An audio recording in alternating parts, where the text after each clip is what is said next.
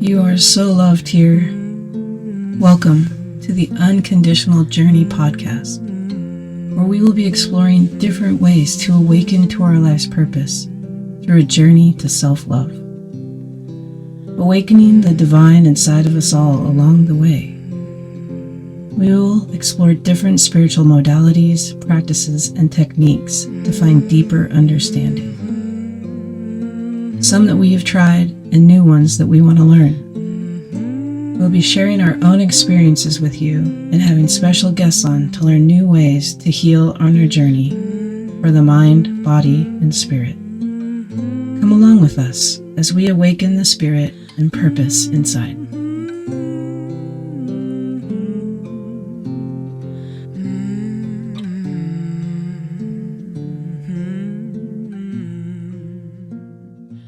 Hello, everyone. Welcome to the Unconditional Journey. Welcome, everybody.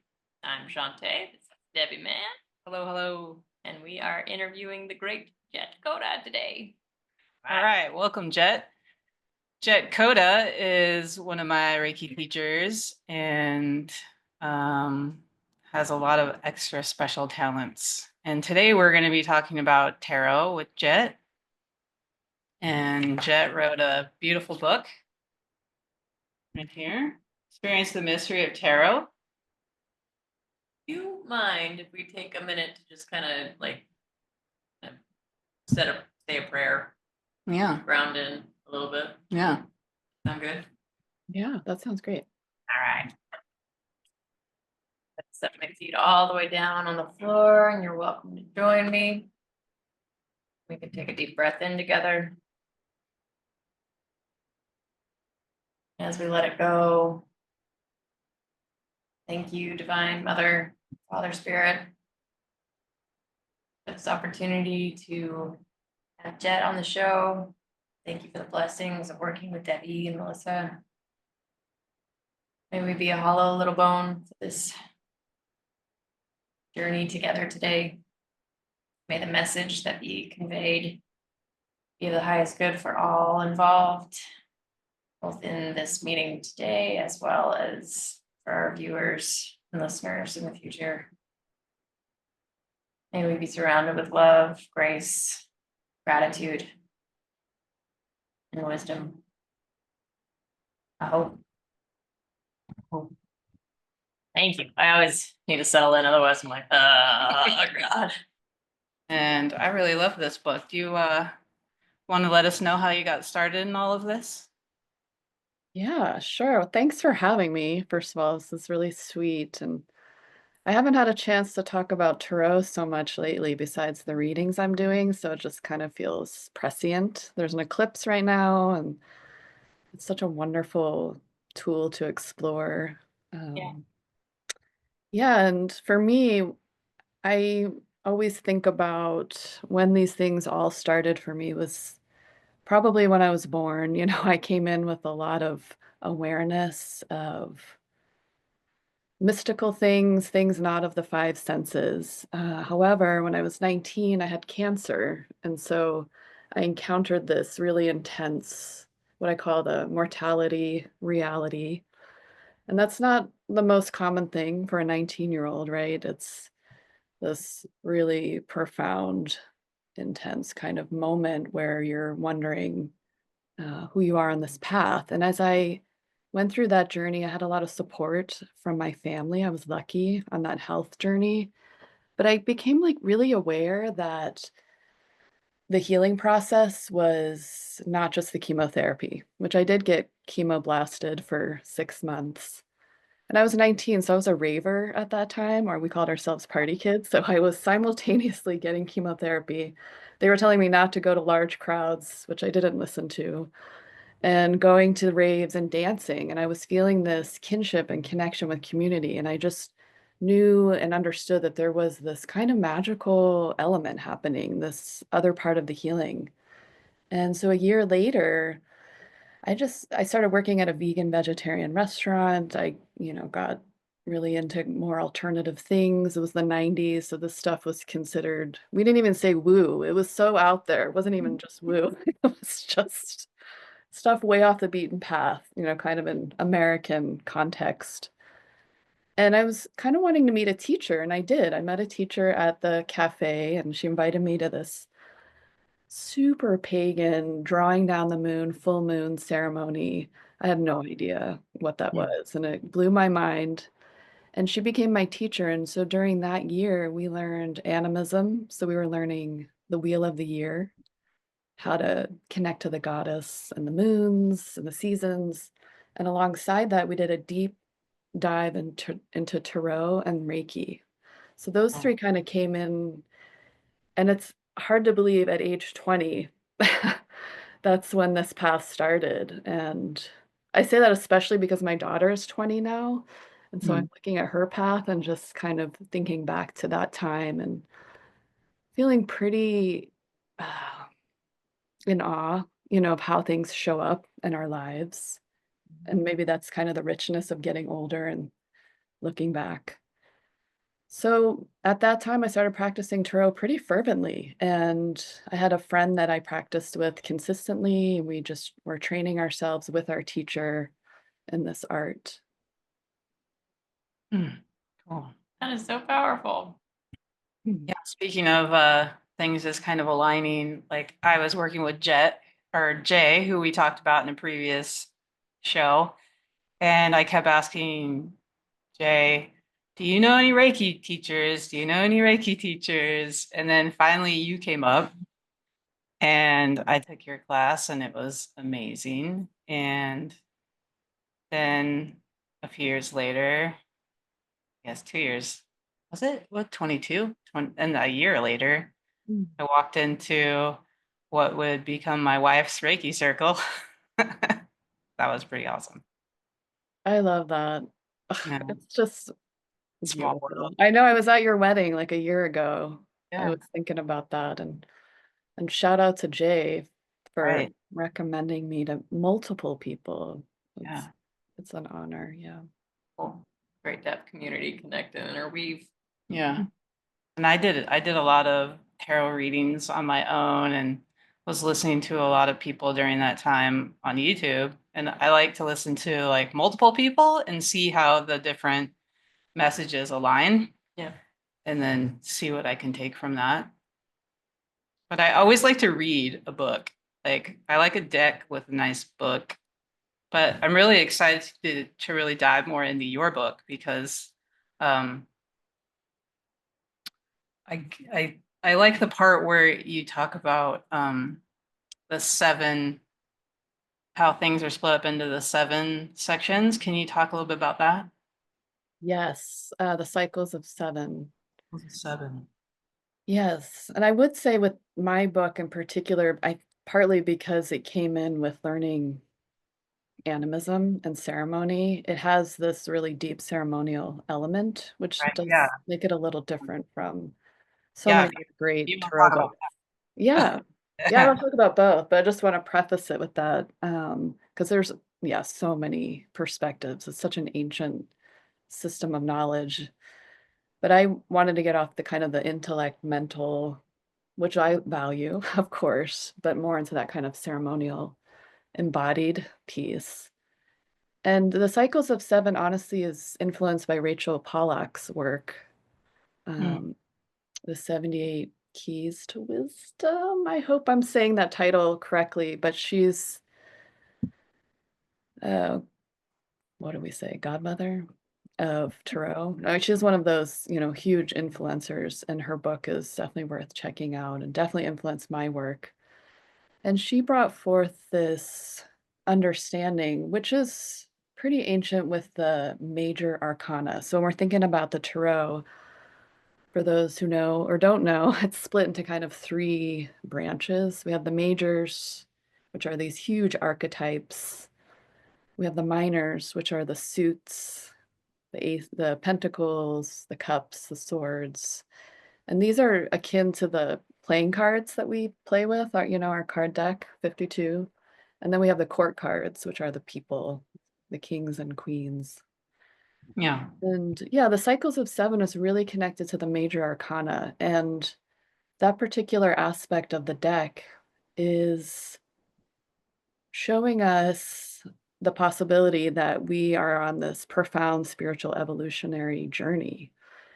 These cards match up with systems like the Kabbalah, and although there isn't such specific sources to bring them together, people have done a lot of speculation. The kind of resonance between those two systems is of interest, and it helps us to kind of see that progression through the majors as an unfolding of the human journey. We could say of enlightenment, evolution, all the pitfalls, the tower, all the illumination, the star. And so within those 22 cards, we have the first 0 is the Fool. And the way I'm thinking about it and the way I write about it is the Fool's on this journey like us, and the Fool, maybe non-gendered also, which I love, is walking through 1 through 21, if we're going to go in a linear way. And the first 7 cards would be a cycle, and then the next 7 and the next 7. And so the first 7 that the Fool is encountering are very much kind of the personal aspects of who we are. So these are things when we look at these particular cards, we see the Empress, the Emperor, we classically think of mother, father. We see the Hierophant, so we're thinking about the way that we've been conditioned potentially through school, through religion, through belief systems. We encounter the Lovers, so maybe the first time we felt some deep, maybe teenage love, maybe it came later, earlier, I don't know. Those things that seeded maybe the kind of foundational aspects of our life journey. And then the next 7, we look more at kind of the emotional and psychological aspects. We get into the Strength card, the Hermit, the Wheel of Destiny. And so we're starting to recognize through our journey that it's not just those imprints that we are, but there are aspects to our heart and what we align with and our way of thinking about the world, and why is that important, and how have these things in the past influenced us? What are we carrying forward? And we start to kind of wrestle with those things. We might be thinking, of course, about career, or like what is our purpose or family, these kind of emotional, psychological aspects. And then the final 7 is these really profound, kind of like heavy hitter, spiritual, super conscious aspects. So we have like the Star, the Devil, the Tower, the World. We have these moments that come into our life that just seem completely beyond anything we could have imagined, both terrifying and blissful, beyond mind-blowing, right? So a disease or a loss of a home or a divorce or a tragedy, the death card, that kind of classic experiences that we wouldn't necessarily design for ourselves if we were just to pick all the Mhm. good stuff. Yeah. Right. And I think those cards show us that we're not always in control as much as we like to think we are, and that there's also a lot of guidance and support, which I love that about the cards. They can kind of give us this window or mirror into that soul aspect of ourselves. Nice. That's a beautiful way to put it. Right. Yeah. And so, how does ceremony for you work into all of that?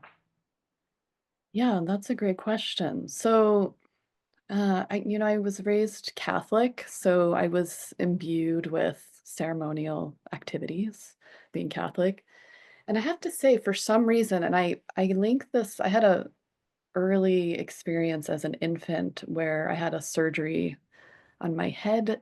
I will get back to ceremony, I swear. I Oh, had a great. little like tumor here, tumor cyst that they took out. I was only 2 months old. And they had to like cut my scalp, peel the skin. I know it's a lot of information, but take it out. But at that time, I recently found out not that long ago that I was then left in the hospital alone. Well, there were nurses, there were doctors, but my parents weren't there. And, I've thought, of course, about this experience, just thinking about it. I don't remember it, so to speak. However, I had this, I think, profound meeting with guides because from that point on, I've always been connected to a kind of spiritual aspect, kind of between the worlds, so to speak. And I learned to rely on aspects of myself that didn't necessarily take on authority very strongly, for better or worse. And so even though I was raised Catholic, I never really took on kind of the hell belief. I was like, "Oh, that's not for me." Yet Right. I loved the ceremony. I Mhm. loved confirmation, actually. I loved communion, like these 4 candles you light around the Christmas time, Advent.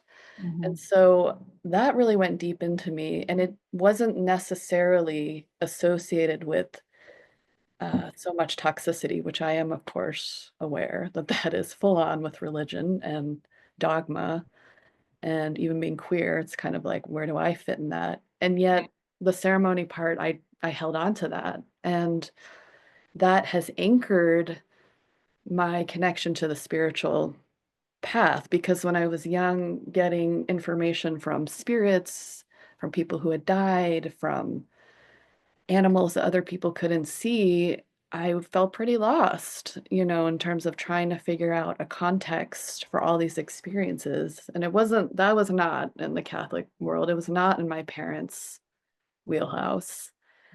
However, the ceremony stuck with me. And so once I learned animism and that kind of pagan perspective with tarot, I was able to find a way to embody some of these perspectives, and it relates directly to our experience. I mean, we are the elements. And so the element of water and fire and earth and air and connecting through ceremony in that way and just kind of finding literally my center, say at a wheel, a circle of the elements and the directions, finding a way to connect to sky, to earth, just filled me with a sense of security, honestly, safety, embodiment. And so that's just always been there, along with learning the tarot and finding a lot of these similar elements through the tarot, and even just the physical aspect of putting out cards has kind of a ceremonial feeling. It's taking that mystery of spirit and then bringing it through our body in an embodied way. Eh, Yeah, I could keep. Just kind of feel like the cards end up having a relationship with you, don't they? Wait, what's up? It like the cards themselves, I feel like they end up having a relationship with you almost. Do you agree with that? Oh, yeah, for sure. Take on. Absolutely. Yeah, I mean, there's like the personal, like I have my deck, this one deck right here, and I have the Wade Smith right here. And yeah, I think just even, putting all your little energies in there and the people who have touched it naturally, how could it not build Yeah. relationship and hold that intentions and questions and those kinds of things. Yeah. Give you that kind of guidance. Yeah, and also I mean, this particular deck has been around since 1910. So there's a collective relationship with these images floating around in the collective unconscious. I've never thought of that. That's right. That's why Yeah. it's a great deck to start with. Oh, look at that. Yeah. Shiny. I haven't seen that version. Yeah. This was actually something that Stephanie brought to our um, solstice party as a gift, Oh, cute. along with your book, actually, which is why I was like so excited to have you on here because I was like, this book is amazing. So you have ceremonies in here for different cards. Does does each card have its own ceremony, or is there just like uh, a few ceremonies depending on the card? Good question. Not every card has a ceremony. Okay. I have to look at the book myself. Okay, no, it's fine. So from what I am pretty sure every I haven't gotten all the way through it yet. yeah, so every minor arcana, like the suits, Uh-huh. has some kind of ceremonial or meditation. Mhm. And then the first 7 of the majors, they each have a ceremony. Hmm. So I have a kind of specific question. The Justice and the Strength card. Love it. So in the is it the Waite Tarot? It's switched. Yeah, good question. Waite Smith. And Waite let's Smith, just shout out to Pamela Coleman Smith, the who is, designer, right? yeah, she was the artist, and she may have been queer. Just Oh want to wow. say she was biracial, part Jamaican. She was hired by Arthur Waite to do he commissioned her, paid her very little. I Yeah, I think she bet. was penniless.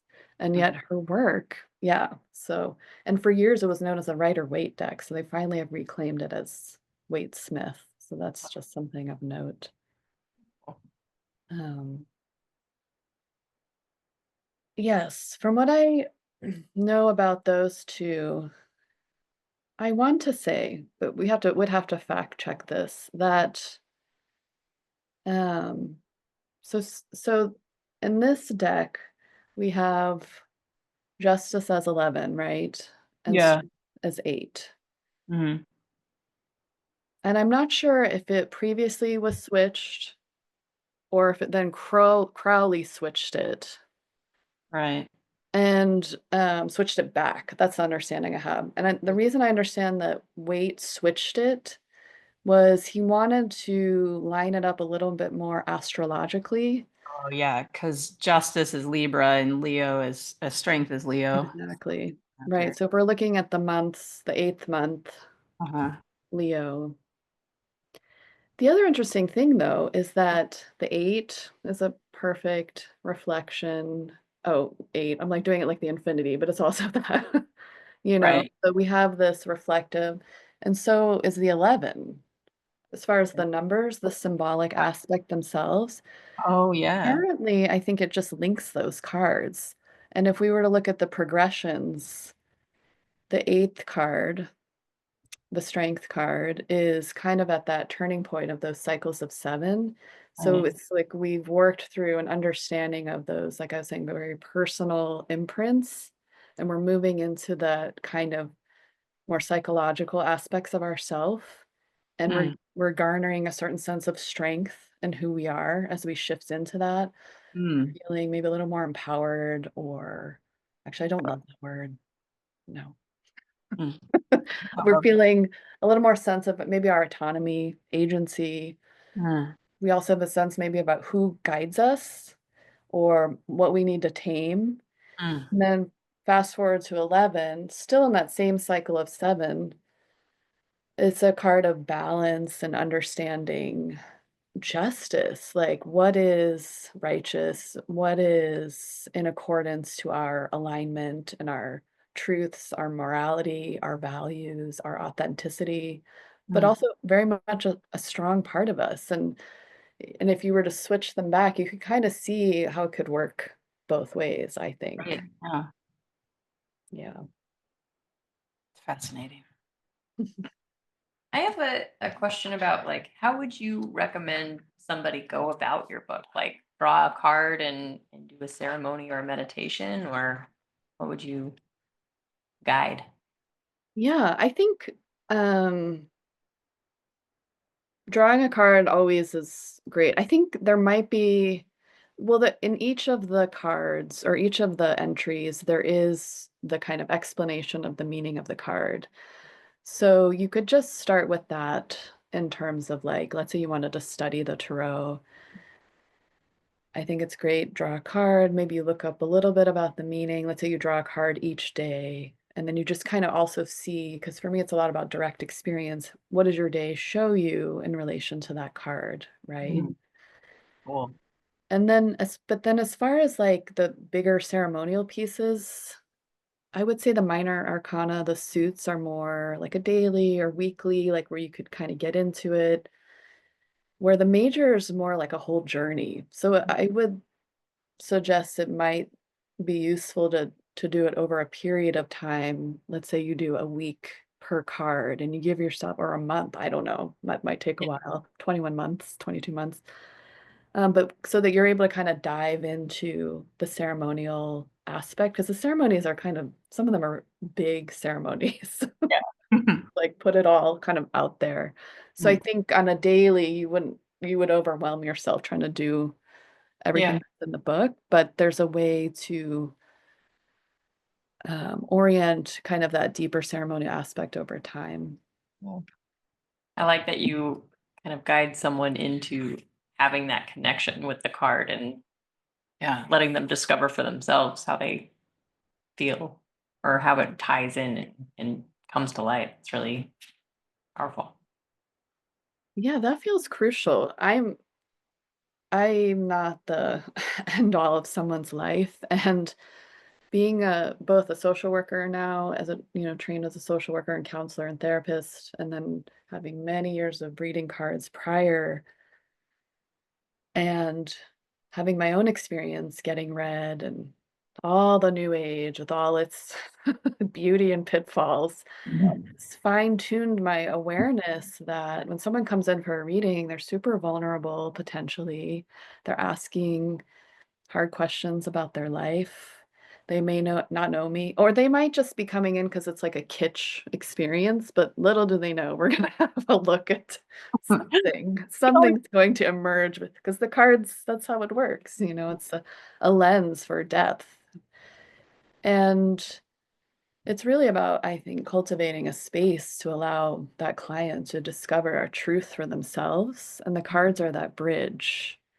And so many times a client will see something that haven't even seen in a card, even after thousands of readings. There's something that comes up in our dialogue that allows for growth in me. So I'm also learning. And like anything, it's not necessarily everything's going to resonate. I think that's Yeah. important, Right. Yeah. And I preface my readings, like I'm not here to say like, in a month you will find love Yeah. and win the lottery. I don't know. Yeah. Sometimes I sit with cards and I'm like, I don't like these cards. I'm like, because I have a small understanding of what certain cards are from doing, but I don't know everything. But I'll put my cards down and I'll look at them and I'm like, I don't like this.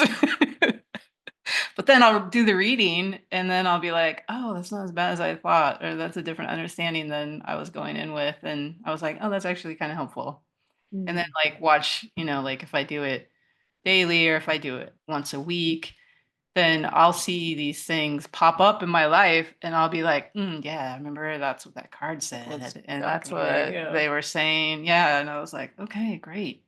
I have found, like, in the past when I've been playing with tarot, which I play. I study Play. somewhat, but mostly play. But like I've found that the tarot has a way of almost I don't want to say darker, but deeper, heavier meanings than a lot of other card decks that you'll start to play with. So I'm always like, when I go to the tarot, I am searching for some guidance, not just some lighthearted, pep me up to carry on kind of thing. That makes sense, like the oracle decks. Yeah. I know. I always have let me rephrase this. I struggle with intention. And so sometimes I'll just be like, what do I need to know or what do I need to see? But when I sit down to think about what's my intention here, I kind of like my brain goes blank. I'm like, do you have any suggestions for that? Yes. I have noticed that when the intention is really specific, you can get really specific answers with the cards, with the tarot. When it's more general, what do I need to know? And reading for ourselves is always so tricky. It's like looking in the mirror at yourself. I mean, sometimes you're like, yeah, I look good. Sometimes you're like, wow. Sometimes you're like, who is that? I have no idea. Like, but it's not like that with your friend or your partner. They're not having that. They're having just however they perceive you. And so I think having that reader, that person to help interpret is helpful. And then the question, I do have a whole part in the book about how to figure out a good question Mm. and how to break down from like a kind of overall question to more specific things, and thinking about asking an open-ended question like, how is this relationship serving me, kind of thing, or what am I learning from this particular job right now, or instead of yes or no questions. What is my soul's purpose is one. Yeah, I don't even know if that's a good question. So like if you had a question like that, People do like, ask that often. That's right. why I put it in there. So what ceremony would you like suggest for a question like that? What ceremony would I suggest? Yeah. I mean, Something big like what's my soul purpose? Would you suggest like doing ceremony before that one? In any mm, type of ceremony? I would suggest probably, um, I mean, I might pull a major. Sometimes I split out the deck, so I'll pull out the majors and only pull from the majors and see what would the cards say about what kind of ceremony could be useful in discovering one's soul purpose. You know, if you pulled the Hierophant, then it would be about, let's fire your parents, which we can go into more, which is a ceremony I put in, just kind of clearing, like doing a clearing to kind of open up a space for a truth to come in to connect with purpose.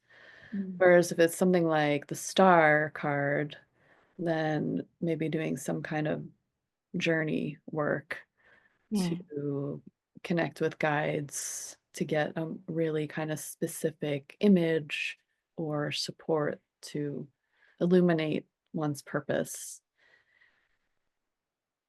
Or maybe both of those, you know, kind of clearing. I think discovering purpose, I don't know if that question ever ends, because I feel like there's a base purpose of all of us to experience love. Really, that's pretty much what it boils down to. And I feel like every day I'm trying to figure out how do I love these challenging people in my life better? You know, how do I love myself better? How do I show up? And I guess when people think about purpose, or thinking about how do we embody that in a way that feels fulfilling. And I think sometimes we need to clear out the condition imprints, and the fire your parents ceremony, no offense to any parents, I'm also a parent, is a way to kind of clear out maybe this sense of I'm supposed to be doing such and such thing to find the purpose. It could be cultural conditioning. We're so oriented around being so independent and having these specific types of money situations and, you know, reflections of our worth. And until some of that is dissolved a little bit, I don't know if we can access fully a more deeper purpose that might want to show itself to us. I had to fire my parents the hard way. I did not do a ceremony. Tell me more. Well, in my last episode, I talked about how my dad just recently died, and I was angry with him for the last 30 years and tried to have him in my life, but it just didn't work out. But then after he died, I decided I wanted to have a spiritual relationship with him and went through this whole releasing and journeying, and like now I talk to him all the time and we have a really good spiritual relationship with each other without the ego involved, and it's really awesome. It's been really cool. It's been about a month since that happened, and it's been really fun. But I couldn't, I couldn't have that toxicity in my life. There's just a lot of deceit and, you know, webs of lies, and I just couldn't go there anymore. I'm a Libra, I'm the justice, and I'm just like, let's just like put it all on the table, and nobody ever wants to do that. And like right now I'm not having a relationship with my mom because it's just a little bit hard to deal with certain issues that come up, you know, religion and politics.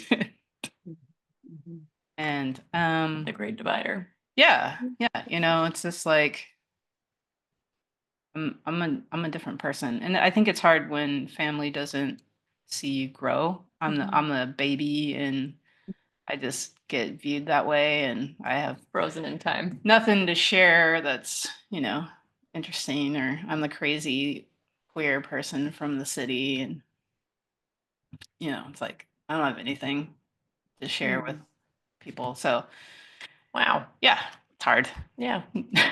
That's tender about your dad. Thanks for sharing that. Yeah. That's recent, and that's really beautiful that you're able to see that a relationship can continue in a way that feels safe and spiritual.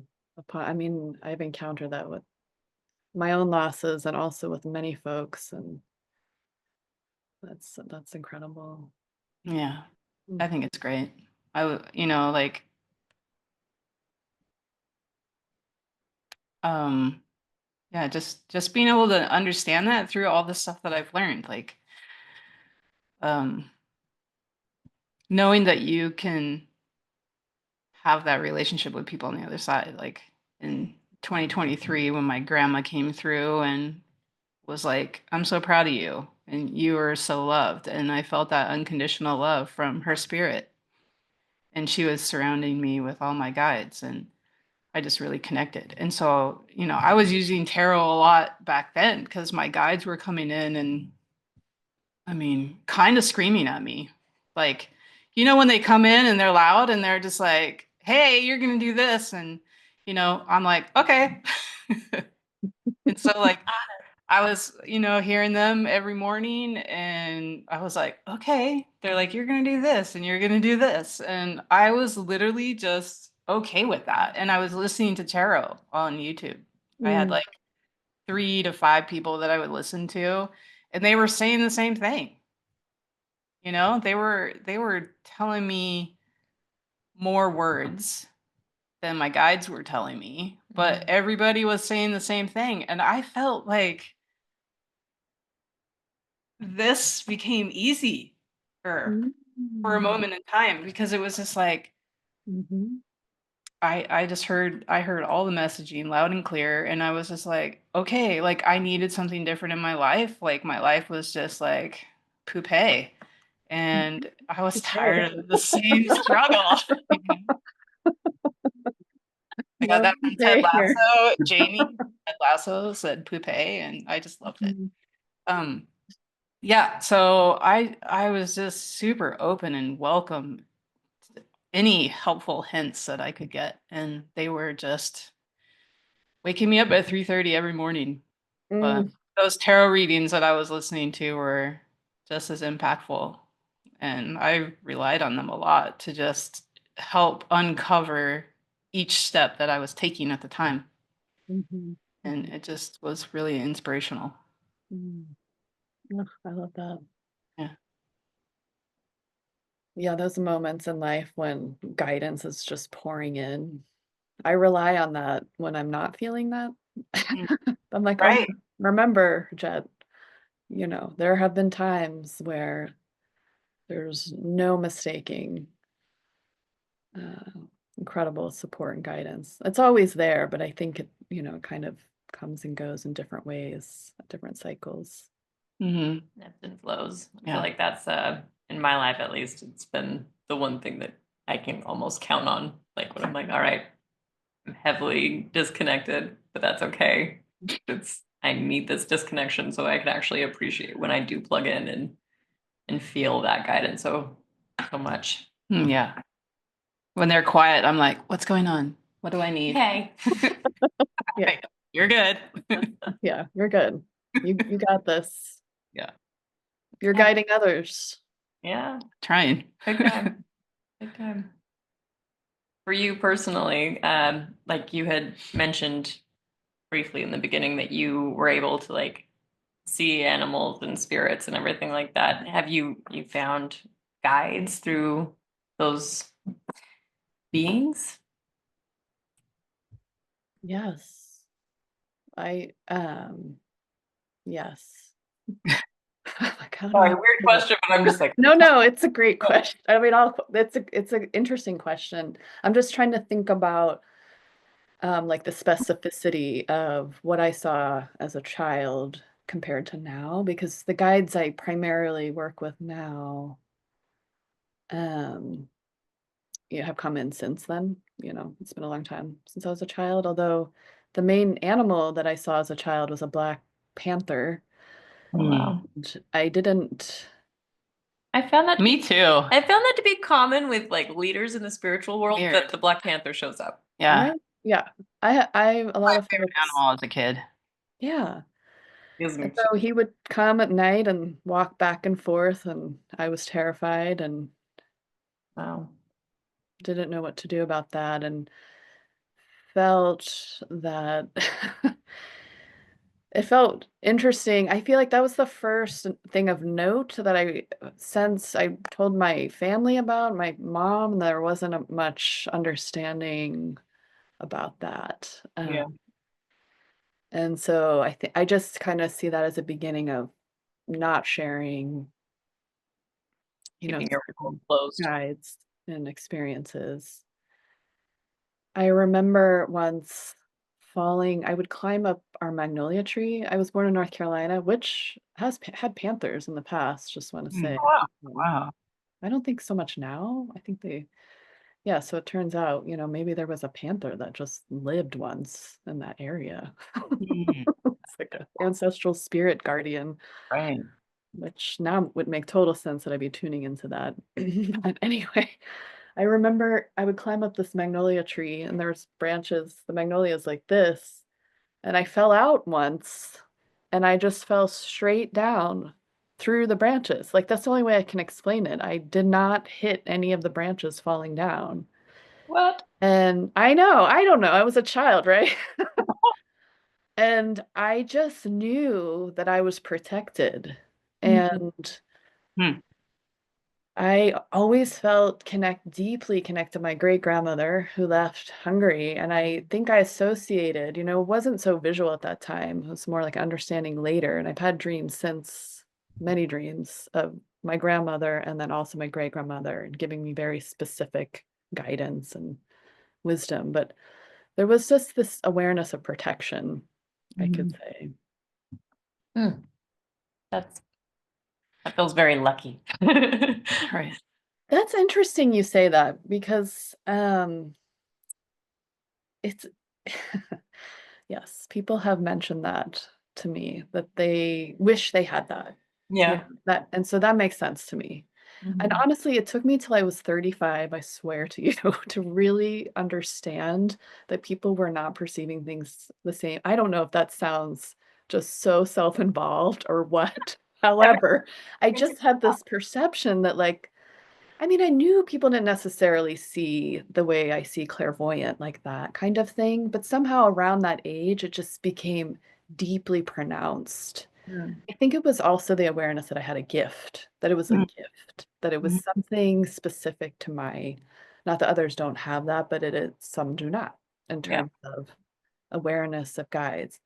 And at the same time, I've had so many terrifying encounters with darkness Yeah. and entities that are not looking out for the best interest, and I think the brighter the light that we encounter, the darker, not For the that show. I want to say dark is bad, but the kinds of things that are needing to move towards the light, and we end up becoming stewards Yes. and For sure. healers of that process. And it is sometimes a very lonely doorway to hold, Yeah. and that's why, you all and just finding folks in the community is so essential.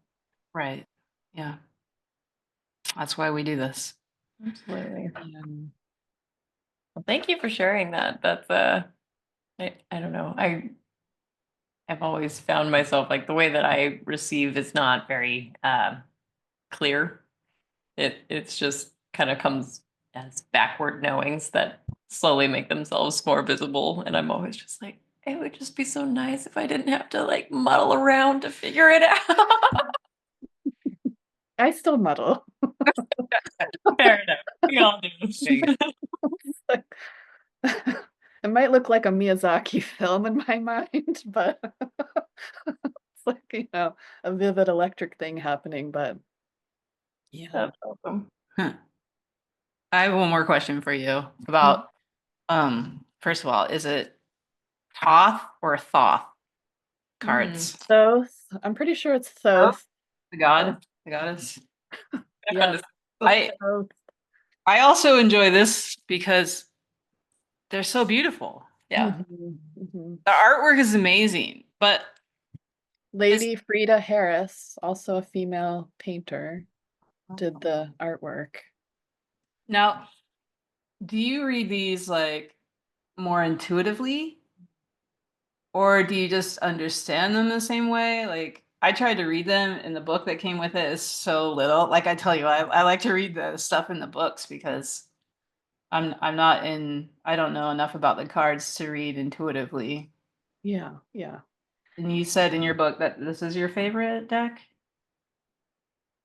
At Or that time, you at the use time a of lot? writing. At the time of writing. Kind of writing. So yeah, Waite's deck I think is way easier to learn off of. Okay. Got the little human figures. Like I said, it's been in the collective unconscious for since 1910, so 115 years. So Uh-huh. it's very relatable. You can really get yourself into orienting an understanding with like the discs being connected to money and kind of these practical aspects. So I think laying a groundwork, it's easier to work with that deck. Okay. Yeah. And that's what I did. I had a kind of elfish version of Wait. I can't even remember that it was, 1,000 years ago. Um, but used Waite Smith for years and then started using Crowley. And at that time, yeah, the intuitive aspect I would say was a really coming forth so strongly. So the cards really resonated. They also have an element of sacred geometry, which I wouldn't have used that term years ago, but the way the drawings are done. And so they Yeah. work on a different part of the psyche, I think, when we're reading them, and it allows kind of different information to come forth. Sure, yeah. Ooh. There's also the planetary aspects. Mm, So you can see different astrological pieces. And so there's yeah. kind of other layers that are embedded. So it's incredible way to kind of enhance your connection to tarot and a more vast intelligence. Yeah. That makes sense. It definitely does. I am always amazed by the interconnectedness of the wisdoms that have been passed down. Like, I don't know, I picked up the Fool card. I don't know if that means anything, but Well, yeah, that's a great one to the start with. Beginning. It's your beginning. hello, I'm here, I'm ready to go. But I'm enjoying that meow with the zero. Mhm. There is the whole, and Mm, I don't know, just the powerful meanings that I don't know, your initial instinct when you pick these up might be something entirely other than what can come through. You're just staring at the wisdom kind of thing. yeah. Possibilities with the Fool. Endless. Yeah. Yeah, full would represent, yeah, infinite possibilities. It's this zero, so it's the ending and the beginning. Mm, Beginning of a cycle. The ending today is this eclipse, actually, which ends a 2-year cycle of Aries. Okay, I'm not an astrologer, but I know there's some cycle ending and a new one beginning. And I know that Neptune moves into Aries tomorrow. Aries feels very like the Fool, like ready to leap, ready to go into the unknown, leave everything behind. It's on the edge of a cliff. Trust. It's that kind of leap and your wings will appear. Yeah. mm. Just terrifying, but it's so exhilarating also. Right. Yes. Mhm. Cool. Would you say you have a favorite card or one that has Oh, guided you most? Yeah, that's a good question. I love the star card. I could never not just love that one the best. I mean, who doesn't love stars? Stars are, twinkling at us from the past, shining down, ancient wisdom. Mm. And the card itself, the image from the Waite Smith, it's a naked lady and she's pouring, I mean, not that it's about that, but she's just totally comfortable in herself. It's like vulnerability in the most beautiful way where you're so safe and protected and loved and your heart is just open, and she's pouring water onto the earth and also back into the water. Is the star card associated with Aquarius? It is. Very nice. So visionary, beyond the kind of ordinary perspective, water being this incredibly intelligent, emotive, healing thing that Yeah. our body is like 80% of. Yeah. And she's offering that. And I love the feeling of offering, pouring Mm. back into the water itself, the water giving, receiving, reciprocity, and then pouring onto the earth Yeah. for Out growth. of curiosity, there's a little itty bitty bird in here. Mm. What would you say that guy means? See, I don't know that I've ever focused see, you brought something new. There's always something. When I think of little birds, I think they're just this like sweet, tender, vulnerable. The songs, a multitude of songs. They come in my camellia bush and hop around feeding. I think sometimes they're overlooked when we think about some kind of majestic spirit animal situation. But the little birds, they're it's like they're tending to Is everything. So I guess, in reference to the star card, it's like bringing us down to being humble and aware and Yeah. authentic. I've heard that you can tell the health of an environment based off of how many different birds you can hear. Oh, wow. So it's kind of fun to think of that related to Aquarius and just the collective health. We have a bird haven in our backyard. It's Lucky. pretty fun. Yeah. You have a forest. It's true. It's true. It's true. I have Oh, vultures. one more. I know a lot of people use oracles, Mhm. oracle decks, and so I'm curious do you start off with the oracle and move? So I've seen some people like put their oracle and then like move down with the tarot. Like, how do you use oracle and how does it offer different insight? What do you mean start off with? Like when I'm doing a reading for Yeah, like someone? it depends on the Beginner status kind of thing.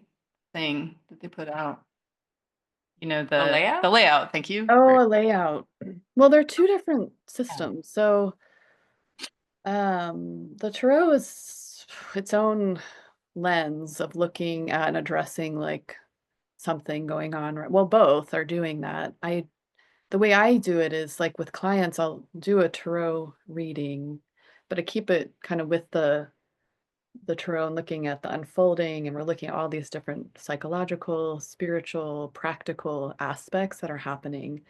And then the oracle cards I often will pull at the end, like using the animal deck or the alchemy deck. Have you seen that one? Mm. Kim Cran's. Or Oh. my favorite is probably the Secret Dakini Oracle, a kind of mysterious one that went out of print for a long time and came back. I will use that as a kind of key in a moment, a takeaway, an action to take, hyper lensed, focused card, if that makes sense. It feels like the tarot will be able to answer very specific issues, and the oracle will give you kind of this elemental quality to give your like a soul technology, like like the soul aspect that's kind of a takeaway for people. Mm. If you get like a dragon or something, like then you have some kind of like dreamy, intuitive part to carry around, Mm. sort of Yeah. mull over. I'm gonna play with this later. I'm really excited. I'm kind of addicted to decks. Mhm. I I get like that. to buy them whenever I see them. How many decks do you think you have? Not as many as you would think. Probably like 10. Okay. Yeah. But I only play with a couple.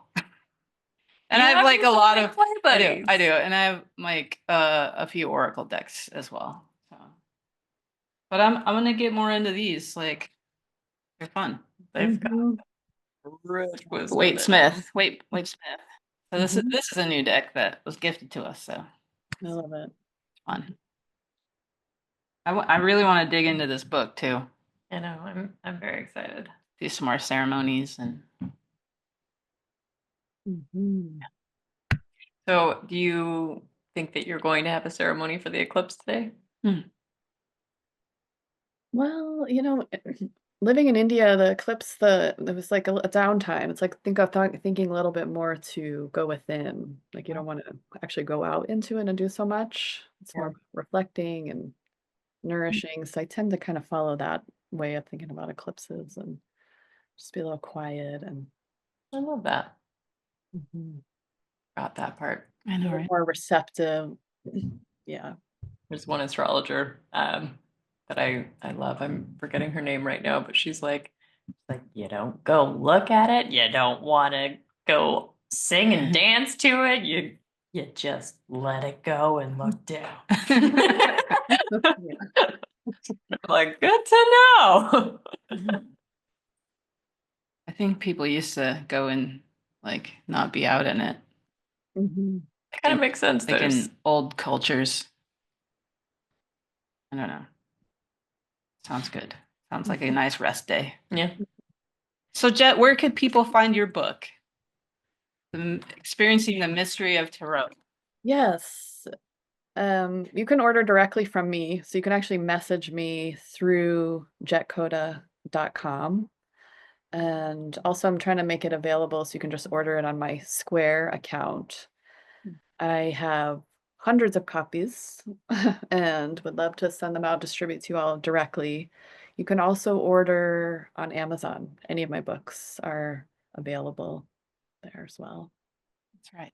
Thank you so Wonderful. much. Thank you so much. Well, thank you, Jet. Jet will be back on our next episode and we'll talk more about Reiki and Mm. what that is all about. Very exciting. Thanks for being here today. Thank you, Jen. Yeah, thanks for having me. I appreciate it. Yeah, you're welcome. And remember, you're all loved here. Mm. Thanks for visiting the Unconditional Journey. Bye. Right.